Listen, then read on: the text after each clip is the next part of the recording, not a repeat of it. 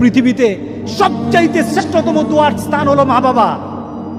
ওই মা বাবা যদি হাত পাতে আরশ পর্যন্ত পৌঁছে যায়, ওই মা বাবা যদি বদদুয়া করে, পৃথিবীর সব তীর সব টার্গেট মিস হতে পারে, কিন্তু মা বাবার বদদুয়া কখনো মিস হয় না, কখনো মিস হয় না।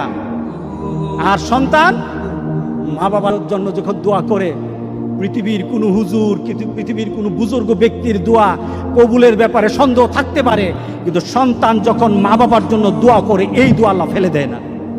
সুবহানাল্লাহ। কারণ মা বাবার এই দোয়াটা শিখিয়ে দিয়েছেন স্বয়ং আল্লাহ সুবহানাহু ওয়া তাআলা, রব্বির হামহুমা কামা রব্বায়ানি সাগীরা। আপনি কবরে থাকবেন, আপনি প্রত্যেক নামাজে আপনার সন্তান দোয়া করবে আপনার জন্য, রব্বির হামহুমা কামা রব্বায়ানি সাগীরা। পড়েন, মা বাবার জন্য দোয়া করেন প্রতি নামাজে বলেন মা বাবার জন্য, রব্বির হামহুমা কামা রব্বায়ানি সাগীরা। আপনি দোয়া করেন, দেখবেন আপনার দোয়ার কারণে আপনার সন্তান আপনার জন্য দোয়া করছে।